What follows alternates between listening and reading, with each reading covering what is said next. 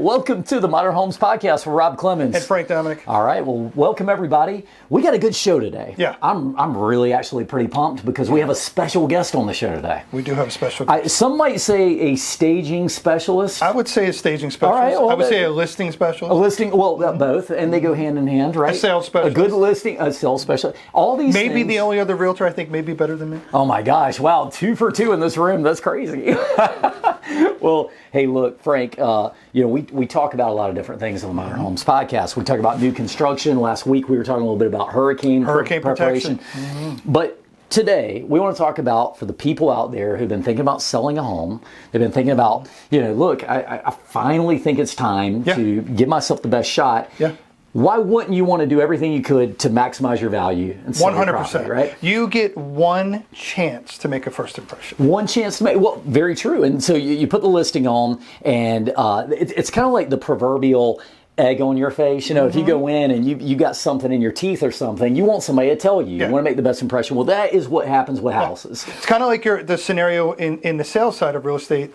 Your best offer is almost always your first offer. Oh, 100%. Well, and also when you put yourself out there, that's when all the interest at its peak. It's like you can't capture that again. That is right. So often we see that misstep. Somebody hasn't actually prepped up their house properly, and it's a sensitive subject. So I'm excited to have our guest on. I am too. Because we're going to talk about a little bit about how to break the ice and say, look, if you want to sell your home for maximum value, It can be a dicey conversation with people. Can it? Yeah. Tell me, have you had a dicey? Yeah, I've had a few. Dicey? Yeah, tell me about it. They got some things that are a little too personal. You want to have your house well staged. Yeah. You want counters empty, and you want somebody to envision that that's their home. It's got to be right. It can't be your home just because you're big. If you walk in and you're in the football memorabilia and the entire house is filled with Patriots Washington gear or Commanders or Redskins stuff and you're an Eagles fan to top it off, you're gonna be like, what is this? Well, the fact of the matter is that you're going to appeal to somebody though. One out of those 32 teams, one person is going to be into if you it. The other 32, lucky,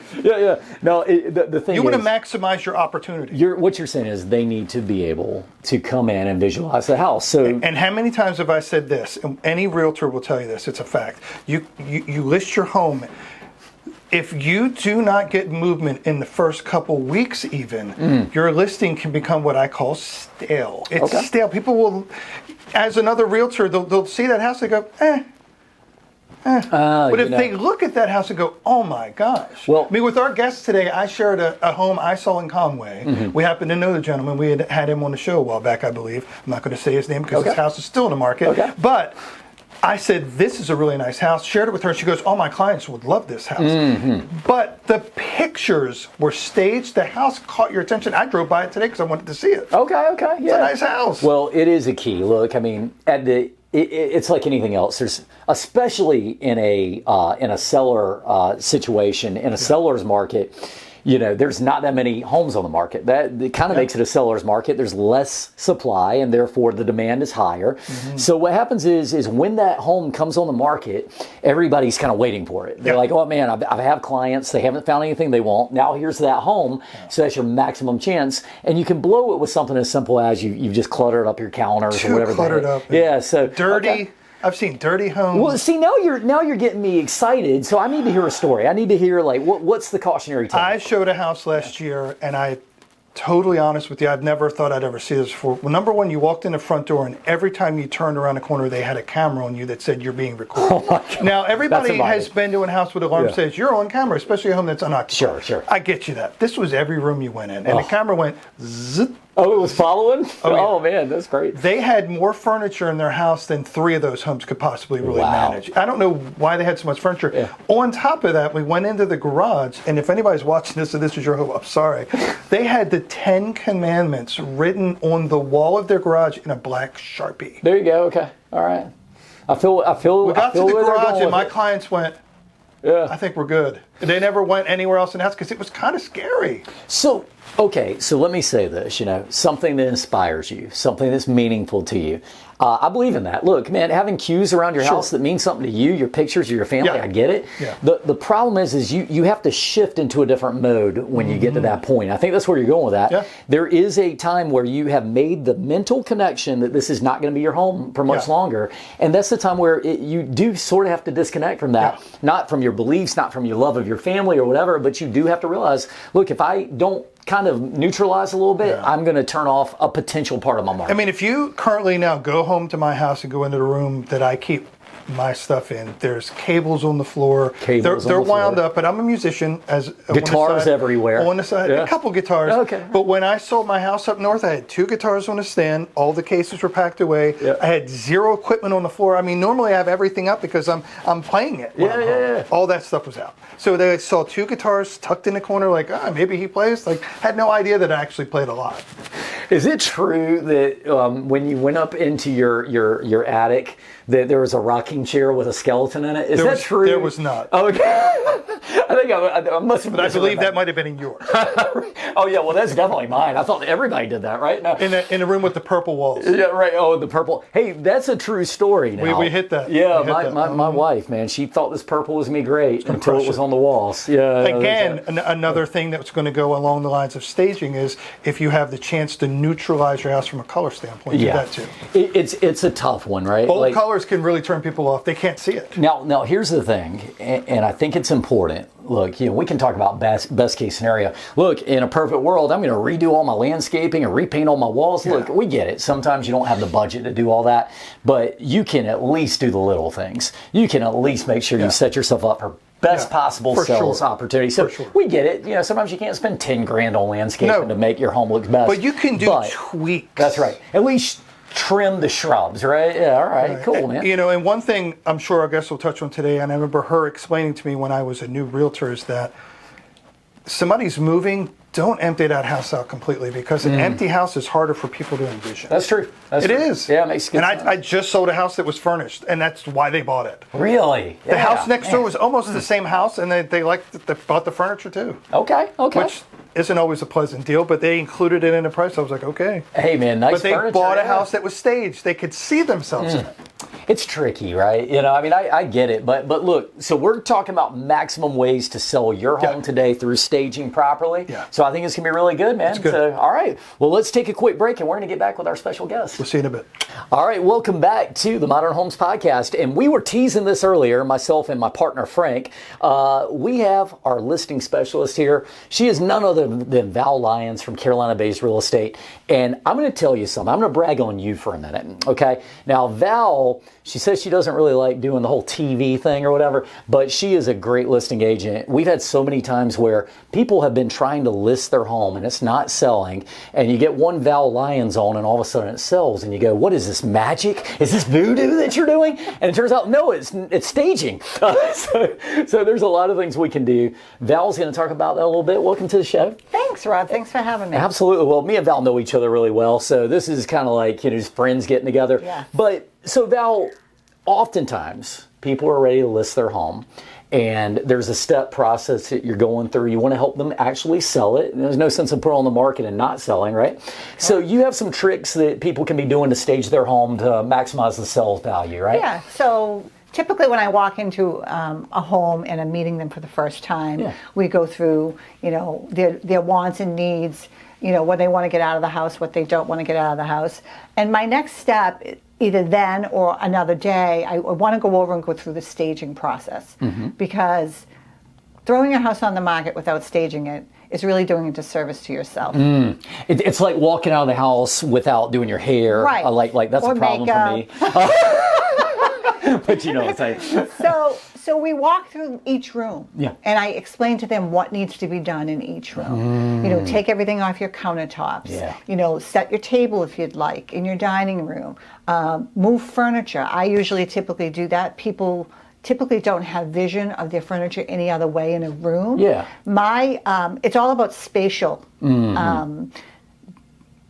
Space in the room, and how when someone walks in, is there enough space to to feel like you can breathe. Because Yeah, some people yeah. have too much furniture in their house. Well, and I'm going to go this far, right? Sometimes you have been living in a way so long you forget about stuff. Well, you don't even realize it. Yeah, exactly. Like there could be a light fixture hanging from the ceiling, and at first that's a big deal to you, and you just kind of like forget about it, and all of a sudden it's like, oh, I forgot that was hanging from the ceiling. Or it's So- from 1960. or from and it needs to be 1960. updated. Yeah, your old shag carpet. It's just not really hitting like it used to. I'll tell you a quick story. I had a client who had red velvet wallpaper in her kitchen. Oh, yeah. And she also had bright red furniture.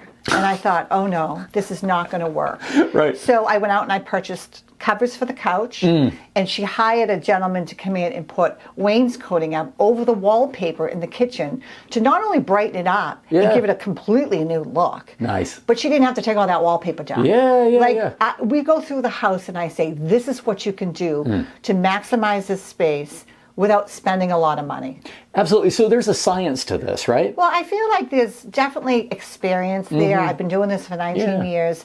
I know what sells and what doesn't sell. Right. I know what a picture can make your room look great, but if you have old, dungy furniture, you've got to freshen that up. So a seat covers Yeah. are good, couch covers are good to do just that. Curb appeal, huge. Yeah. First Well, thing people see. you gotta, yeah, the very first thing you pull up and it's the picture, and you can be turned off or not just by the way it And looks. a lot of people, and it's happened to me, we pull up and they go, I'm not living here. Oh, yeah. Because the pictures weren't factual. Mm-hmm. People are putting beautiful green grass in their pictures, and it's a dirt mound. Right, right. And so it's really important that your pictures are factual, because people get turned off and they don't even want to go in. a And great now you've point. got to cancel the appointment, and that seller just left their house, packed up their stuff, their dogs, their kids, whatever. Yeah. You've actually cost yourself, look, I mean, the listing process in and of itself is not fun. No. You know, I mean, it's not the worst thing in the world, but what I mean is every time you're doing a showing, you have to kind of inconvenience yourself and Right. get out of there. So why not set yourself up to at least have a shot at doing it right? Absolutely. Yeah. Okay. And I think the next thing is, after you've told them what you want them to do for staging, make sure you have a good photographer. Yeah. Do not use your cell phone. Please, people, don't use your cell phone. Right. Hire a photographer who has good lighting, who can maximize the lighting in your house. And I feel like some pictures are very dark, and there might be too much light or too little light. Yeah. But I have a great photographer, by the way, Well, if anybody needs Look, that. Val, that's a pro tip right there. And let me tell you why I say that. A lot of people think, well, the iPhones take such nice pictures. They do, but you don't have the expert eye that a photographer has. You don't know about the lighting like a photographer does. So you can make a very crisp picture that's no good. Well, and a photographer is helping you by moving the dog dish that you forgot to move. Yeah, And yeah. they see things that we forget and we overlook because it's there all the time. That's a good point, yeah. And so finding a good photographer that's willing to do those things Yeah. and put the toilet seat down before he takes the picture. Those are important things. Absolutely. My pictures have to be just so, Yeah. and they're in an order in which you walk into the home. There's nothing worse than looking at photos and there's a kitchen picture, Oh, and a they're mixed backyard match. picture, a bathroom picture, and they're not in order of the home. And so you think it's a small thing, but it's really not. It's very confusing to the buyer. I love that, Val. It's like from the minute that you're listing your home, you're trying to tell a story about Right. your home. And any good movie, you don't start with the end and then go to the beginning and then go Right. midway. So I do like what you're saying there. That makes a lot of sense. So that even the order of the pictures makes a difference. So I bring a lot of staging stuff, throw pillows, flowers, kitchen stuff to put out. Sometimes comforters. Sometimes I need to put seat cushions and couch cushions on. And I'm willing to do all of that with an amenable seller. Yeah. Like Frank said, some sellers get very offended. They almost take it personal, and I have to explain to them, this isn't personal. Right. This is to sell your house and maximize the most profit for you moving forward. So what you're saying is there's an emotional connection to a Yes. person's house, that we all get it. Yes. Look, if you go to my house right now and you start ripping apart my thing, I have an emotional connection. The best tip you can give to a seller is drop that emotional connection and know, the way I put it is, if you're trying to get into golf and you're really proud of your golf game, but Tiger Woods came over to you and said, hey, look, if you do this, it might help you. Are you going to listen? You going to listen to Tiger? Well, of course you are. Right. So and it's not to insult anyone. I usually start off like that. Like, I'm not trying to insult you, right. but I'm going to tell you what I think needs to be moved and why it needs to be moved. A lot of times people have very high furniture when you first walk into a bedroom. It closes off the room. Yeah. Those pieces need to be moved across the room. Yes. We need to redesign the room. And then once it's done, they're like, oh my goodness, it's huge in here. And it's amazing that most people can't vision themselves doing stuff like that. It doesn't even cross their mind. And then when it's done, like even turning furniture. Now they don't want to move. Opening up a room. I've had that said to me. I don't want to move now. This is great. Thanks, Val. Appreciate your service. Or when you walk into a living space and there's a couch right there and there's a small walkway and you got to go around the couch. No, move that couch. Exactly. Open that room up. And the homeowner has been doing it so long, Yes. they don't even think twice about it. But now the people who are there for the first time, they're very much noticing it. Right. Val, what are the most important homes in a house according to, like just from what you've seen? What do you think are like maybe the three most important rooms? Definitely the kitchen. Definitely the bathroom. Yep. And I would say your living space, or backyard space. If you have a nice backyard space, Love that. Most homes that we've ever lived in, we always have a nice backyard space because it's an extra living space. Yeah, absolutely. And so when you make an outdoor space or a Carolina room or something like that, Rod can put that up for you. Hey, one stop for your dream home. But really, kitchens, baths, and that outside space, I'd say, are the top three. If you can make your outside space or a Carolina room an extra living space, it's really beneficial to you. I love that. And I think that's a perfect example, because a lot of times people ask me, what do we do? And I'm saying your kitchen, your master bathroom, your outdoor living, if you have those on point, especially in this coastal region where people move down here to enjoy it outdoors, makes a huge difference. Val, did we miss anything that you recommend people do?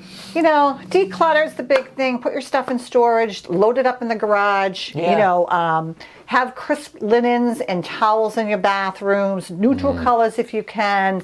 Curb appeal is important. Maximize your lighting. If you have old lighting, change out some light fixtures. That's a great idea. People don't want to walk in and see a gold light fixture from 1975. They just don't. Exactly. Yeah. They want to know that you've taken care of your home. And those little things matter because it looks like you've taken care of your home. Yeah, no doubt. Because you've updated lighting if it's an older home. A lot of these new homes have beautiful lighting, and they see that and they compare that to an older home, and they're no longer interested. Exactly. Well, it's kind of like, and you're giving tips that don't cost a lot of money. Like, that's the best part. I mean, you can update some lighting fixtures relatively inexpensively. Adjusting your furniture really costs nothing. Nothing. And I'll do it for them. Yeah. That's the key. I go in and spend hours with these people, rearranging their rooms, putting up shower curtains that are neutral without, dolphins on them. That stuff really matters. The eye gets drawn to the color. So if you have too much going on in your space, I can pick it up in a second. Yeah. And so... you remember the movie Iron Man, where Iron Man goes in and he's seeing all these little things? That's Val with a home. Doilies wrong. I've had 2 clients now whitewash their brick. Really? Because I've recommended it. Yeah. And if you have a gold frame fire insert, you spray paint that with the high heat black paint, and you whitewash your brick, it costs minimal. And it looks brand new. And you go from a dated home to a modern home like overnight. That. Yeah, that's very cool. It's really cool. Look, I'll tell you, you can see she knows what she's talking about. You have a listing right now that I do. I have a condo currently up in the Acadia section of Myrtle Beach. Okay. It's a 2-bed, 2-bath, renovated, LVP flooring, granite countertops, nice backsplash tile. Nice. Steps from the beach. It needs to go. What's that one going for? That's currently on for $249,900. $249,900. Yeah, we hear people want to move to the beach all the time, and they're like, "But I can't afford to move to the beach." You're steps from the beach, and less than $250,000. Look, call Val Lyons. Val, how can people reach you? My number is 774-259-8937. Or you can reach me by email. I'm also on Instagram, val.lyonsrealtor@gmail.com.